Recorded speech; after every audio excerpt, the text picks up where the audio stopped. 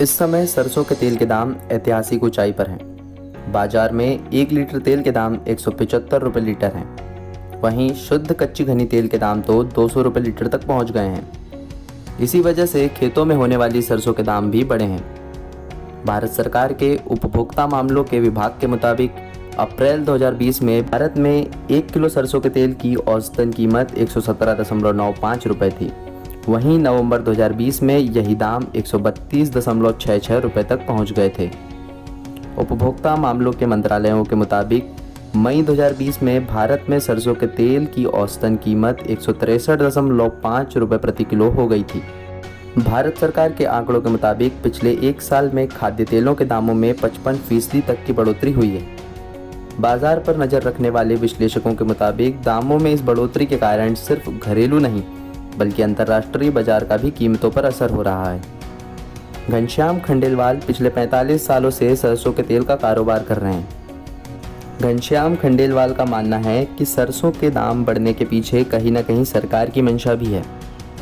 ऐसा भी हो सकता है कि किसानों को सीधा फायदा पहुंचाने के लिए भी सरकार ने सरसों के तेल के दाम बढ़ने दिए हों। खंडेलवाल के मुताबिक पिछले 13 सालों में अंतर्राष्ट्रीय खाद्य तेल बाजार सबसे ऊंचे स्तर पर है। जो तेल 25 सेंट तक का मिल जाता था उसका दाम अभी 65 सेंट के लगभग है। अंतर्राष्ट्रीय बाजार में ऑयल सीड से मिलने वाले खाद्य तेलों के दाम लगभग 2 गुना हो गए हैं, जिसका सीधा सीधा असर भारत के बाजार पर भी पड़ रहा है। यदि यह तेजी जारी रही तो सरसों के दाम 8,000 प्रति क्विंटल तक भी पहुंच सकते हैं। देवेंद्र शर्मा मानते हैं भारत में खाद्य तेलों के दाम बढ़ने के पीछे कहीं न कहीं भारत सरकार का मलेशिया से पाम ऑयल के आयात पर सख्त होना भी है। जब मलेशिया ने कश्मीर के ऊपर टिप्पणी की तब भारत ने मलेशिया से पाम ऑयल के इंपोर्ट को फ्री लिस्ट से निकालकर रजिस्ट्रेड लिस्ट में रख दिया। भारत अधिकतर पाम ऑयल मलेशिया से ही इंपोर्ट कराता है, लेकिन अब भारत का मलेशिया से आयात लगभग 0 हो गया है। इसका सीधा असर भारत के खाद्य तेल बाजार पर हुआ है। सरकार ने सितंबर 2020 में सरसों के तेल में किसी और खाद्य तेल की मिलावट को भी प्रतिबंधित कर दिया था। शर्मा मानते हैं ये कदम भी सरसों के तेल के दाम बढ़ने की वजह हो सकती है। देवेंद्र शर्मा का कहना है कि इससे तेल के उत्पादकों को भारी फायदा हुआ है। भारत में तेल का सबसे बड़ा उत्पादक अडानी समूह है, जिसके तेल फॉर्च्यून नाम से बिकते हैं। भारत में सरसों के तेल का बाजार करीब 40,000 करोड़ रुपए का है, जबकि करीब 75,000 करोड़ रुपए का खाद्य तेल आयात किया जाता है। इसके अलावा अंतर्राष्ट्रीय बाजार में भी तेल के दाम ऐतिहासिक ऊंचाई पर हैं। इसकी एक वजह चीन में बड़ी मांग भी है। विश्लेषक और इंडस्ट्री से जुड़े लोग मानते हैं कि अंतर्राष्ट्रीय बाजार में कमोडिटी ट्रेडिंग बढ़ी है, जिसका सीधा असर खाद्य तेलों के दाम पर हुआ है।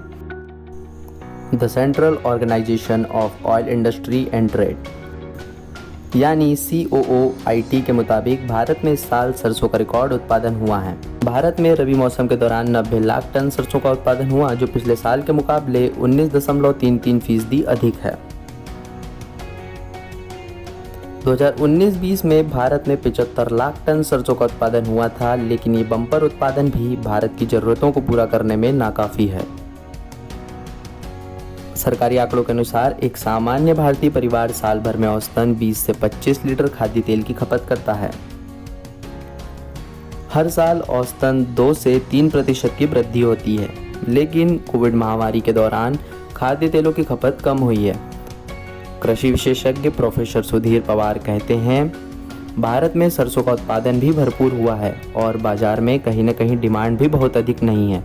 ऐसे में सरसों के तेल के दामों में वृद्धि के कारण कृत्रिम भी हो सकते हैं। वहीं घनश्याम खंडेलवाल कहते हैं, तेल के दाम में बाजार में हर 7-8 साल में एक उछाल आता ही है। दाम ऊंचे होते हैं। साल 2008 में भी ऐसा हुआ था।